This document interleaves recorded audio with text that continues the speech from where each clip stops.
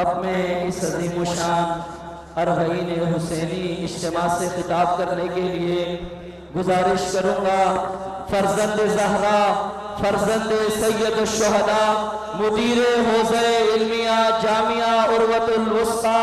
معلم اخلاق، حجت الاسلام والمسلمین سید جواد نقوی دام ظلہ العالی سے کہ آپ تشریف لائیں اور اس عظیم و شان اجتماع سے خطاب فرمائیں جوش و جذبے کے ساتھ بلند تر تکبیر۔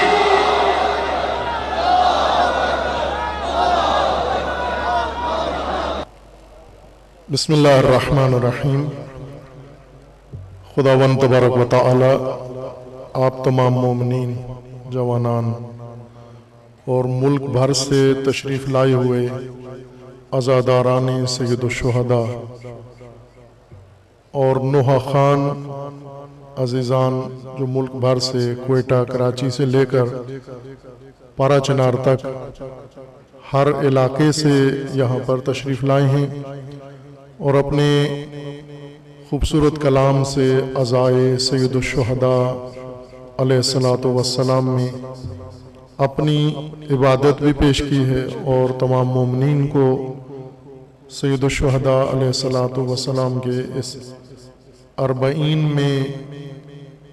فیض پہنچایا ہے۔ اللہ تعالیٰ کی بارگاہ میں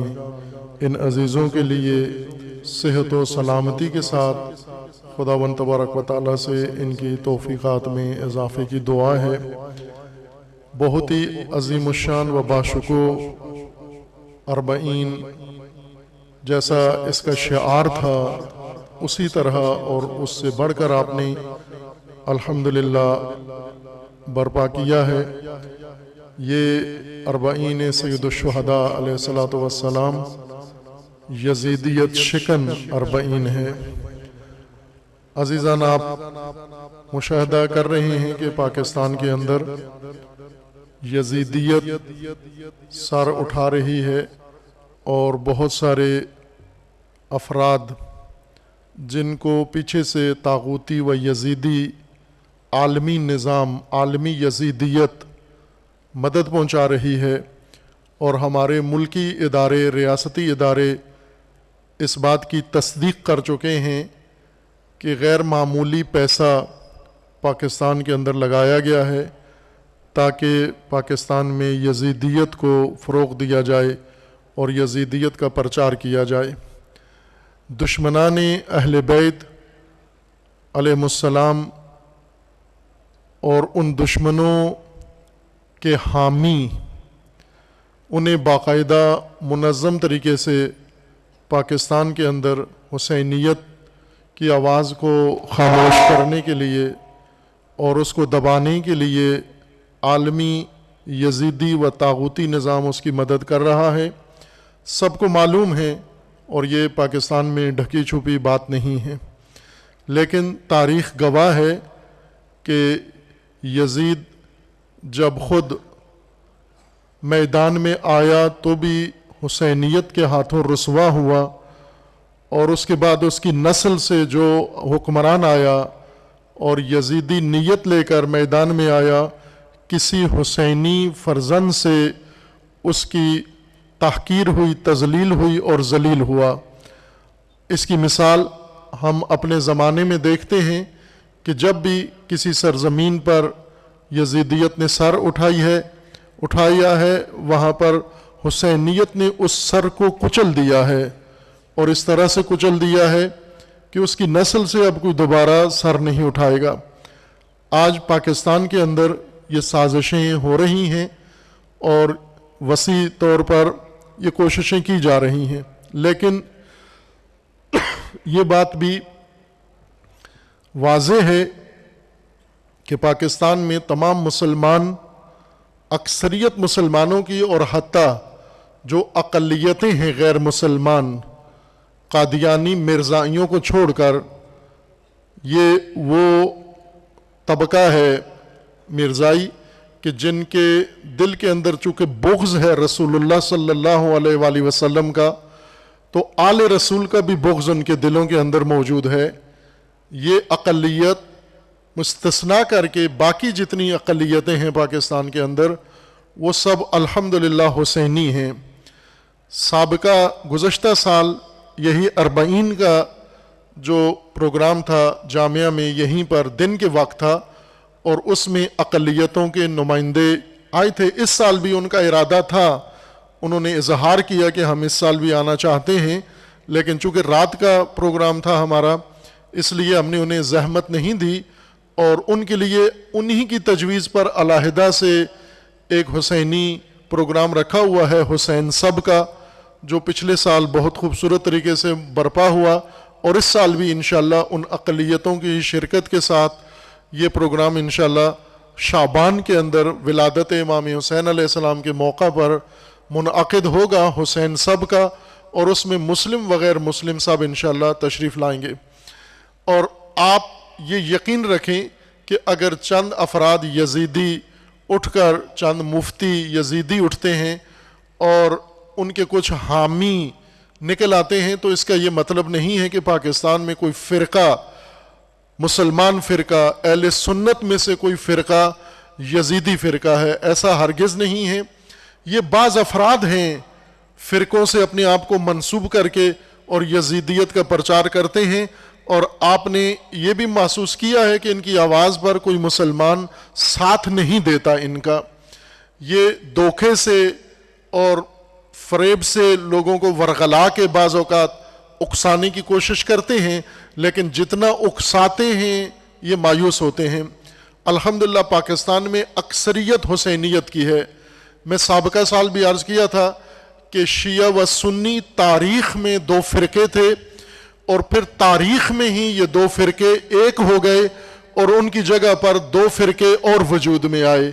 ایک شیعہ و سنی کے اشتراک سے حسینیت کا فرقہ بنا ہے،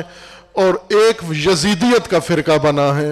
اب یہ 2 فرقے ہیں، شیعہ و سنی نہیں، حسینیت اور یزیدیت سے تعلق رکھنے والے 2 مسلک اور 2 سلسلے پوری دنیا میں ہیں، پاکستان میں بھی ہیں۔ اور آپ نے اہل سنت کے اکابرین سے حسینیت کے نعرے سنے ہیں، حسینیت کی ندا سنی ہے، اور الحمدللہ وہ اس یزیدیت کو سرکوب کرنے کے لیے، اگر میں یہ کہوں کہ وہ شیعہ سے بہتر اور سبقت لے کر یزیدیت کو سرکوب کر رہے ہیں، تو آپ اس کو مبالغہ نہ سمجھیں، یہ حقیقت محض ہے۔ لیکن یہ تاثر بعض اوقات دیا جاتا ہے فرقہ وارانہ کہ شیعہ و سنی کو یزیدی و حسینی کا نام دیا جاتا ہے۔ شیعہ بھی حسینی ہیں اور سنی بھی حسینی ہیں۔ اہل سنت اکابرین وہ دعوے دار ہیں اور ثبوت پیش کیے ہیں انہوں نے، اور وہ ثبوت ہم نے دیکھے ہیں کتابوں کے اندر۔ انہوں نے کہا کہ ہم تو صدیوں سے حسینی چلے آ رہے ہیں، یہ بیچ میں کوئی یزیدی سلسلہ آیا اور انہوں نے آلودہ کیا اہل سنت کے بعض سلسلوں کو، اور انہوں نے ان کی مذمت کی ہے اور ان کے مخالفت کی ہے۔ انشاءاللہ پاکستان میں وہ دن دور نہیں ہے کہ جب سارے حسینی مل کر، شیعہ و سنی مل کر انشاءاللہ سوگ امام حسین علیہ السلام منائیں گے، اور امام حسین علیہ السلام کی پیروی کر کے پاکستان سے یزیدیت کا خاتمہ کریں گے، اور پھر دنیا سے انشاءاللہ یزیدیت کا خاتمہ کریں گے۔ یہ دن دور نہیں ہے۔ یہی جو آج آپ نے عظیم الشان اقدام کیا ہے، ملک بھر سے دور دراز کے سفر کر کے اور اپنے قیمتی اوقات نکال کر آپ سب عزیزان تشریف لائے ہیں، علماء کرام، جوانان عزیز، نوحہ خان حضرات اور مختلف طبقات پورے ملک سے یہاں پر ہیں۔ بہت لمبی فہرست ہے، اگر میں بیان کرنا شروع کروں کس کس شہر سے اور کس علاقے سے اور کس ضلع سے اور کس قصبے سے آئے ہیں، تو بہت طولانی وقت اس کے لیے درکار ہے۔ ان تمام عزیزوں کا شکریہ ادا کرتے ہیں۔ اللہ تعالیٰ آپ کی اس عبادت کو قبول فرمائے، اور انشاءاللہ حسینیت کے پرچم دار اور علمدار بنے۔ حسین ابن علی نے جو علم بنایا تھا، حسین ابن علی کو علمدار مل گیا، اور اس علمدار نے وہ علمدار اٹھایا۔ اب علمدار شہید ہو گیا، علمدار کے بازو قلم ہو گئے، لیکن علم باقی ہے ابھی بھی، اور علم آج بھی علمدار مانگتا ہے۔ عزیزان، یہ علم جو ہم اٹھاتے ہیں اور اس کی تقدیس و احترام کرتے ہیں، یہ علم حسینیت کا علم ہے، یزیدیت کے خلاف ہے، اور یہ علم زمین پہ نہیں گرا، اور جب تک حسینی موجود ہیں انشاءاللہ یہ زمین پہ نہیں گرے گا، اور یہ انشاءاللہ دنیا کی بلند ترین چوٹیوں پر لہرائے گا اور حسینیت کا پرچار ہوگا، اور نظام حسینی انشاءاللہ دنیا میں قائم ہوگا، پاکستان میں بھی قائم ہوگا انشاءاللہ۔ جب تک آپ عزیزان موجود ہیں اس وقت تک یہ علم سرنگون نہیں ہوگا، اس کے علمدار جب تک موجود ہیں یہ علم انشاءاللہ لہراتا رہے گا۔ آپ نے بہت عظیم الشان کام کیا ہے یہاں پر، اس کی توصیف اس مختصر وقت میں نہیں ہے۔ میں معذرت بھی چاہوں گا بعض اپنے مہمانوں سے جو آخر میں جن کو وقت ملا اور قلیل وقت ملا، تھوڑا وقت ملا ان کو۔ سابقہ سال بھی ایسا ہی ہوا اور وہاں تو پورے پروگرام کے اندر وقت کم تھا، جتنے بھی عزیزان آئے ان کو ایک ایک دو دو منٹ ملا۔ اس مرتبہ اکثر مہمانوں کو صحیح وقت ملا، لیکن آخر میں چند ایک ہمارے عزیزان جنہیں کم وقت ملا ان سے ہم معذرت چاہتے ہیں، اور میں اپنے عزاداری دفتر اور عزاداری کے شعبے اور متعلقہ مسئولین سے، ذمہ داروں سے یہ تقاضا کروں گا کہ ایام فاطمیہ میں جامعہ میں اسی طرح کی عزاداری برپا ہوتی ہے ہر سال، اور اس سال بھی ہوگی۔ اور پھر اس کے بعد 25 رجب کو ویسے تو ہر مناسبت سے یہاں پر ہر شہادت پر طلاب اور بعض علاقے کے اور لاہور کے مومنین شرکت کرتے ہیں، عزا برپا ہوتی ہے، لیکن ملکی سطح کے پروگرام عزاداری کے وہ یہ ہیں، ایک تو 40 سید الشہداء ہے، عاشورہ ہے، اور پھر اس کے بعد ایام فاطمیہ ہے، اور 22 اور 25 رجب ہے شہادت امام موسیٰ کاظم علیہ السلام، اور ایسے ہی رمضان المبارک میں شہادت امیر المومنین علیہ السلام ہیں۔ یہ عزاداری کے وہ ایام ہیں جو جامعہ میں وسیع سطح پر ہوتے ہیں۔ یہی عزیزان جن کو کم وقت ملا ہے اور خوبصورت کلام پڑھا انہوں نے کم وقت کے باوجود، انہیں انشاءاللہ مفصل وقت دیں گے ان عزاداری کے پروگراموں میں۔ ابھی سے یہ ہمارے مہمان بھی نوٹ کر لیں اور متعلقہ دفتر بھی، کہ انشاءاللہ ان عزیزوں کے وقت کو ہم نے یہاں تلافی کرنا ہے ان ایام کے اندر انشاءاللہ۔ عزیزان، جو کچھ میں آپ سے کہنا چاہتا ہوں آخر میں، چونکہ وقت بہت قلیل ہے، اذان کا وقت قریب ہے اور آپ نے بہت دور دراز کا سفر بھی کرنا ہے، واپس بھی جانا ہے،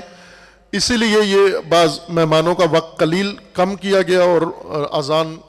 کے قریب اختتام کی وجہ سے۔ میں جو عرض کرنا چاہتا ہوں وہ عرض نہیں کروں گا، بلکہ جیسا ہمارے ان انتظامی اور نظامت والے عزیزوں نے اعلان کیا ہے، جو کچھ آپ کی خدمت میں عرض کرنا تھا آج وہ سارا کتابی صورت میں چھپ چکا ہے۔ کتاب حسینیت کا یکساں قومی نصاب، یہ وہی باتیں جو آج مجھے عرض کرنی تھی آپ سے، وہ ساری اس کتاب کے اندر آ گئی ہیں۔ ہمارے موجودہ حکومت کے وزیر اعظم صاحب نے سٹینڈ لے کر پاکستان میں مختلف قسم کا نصاب ختم کر کے ایک قومی نصاب انہوں نے بنانے کا حکم دیا ہے، اور ساتھ یہ کہا ہے کہ اس نصاب کے ذریعے سے ہم ایک قوم بھی بنیں گے،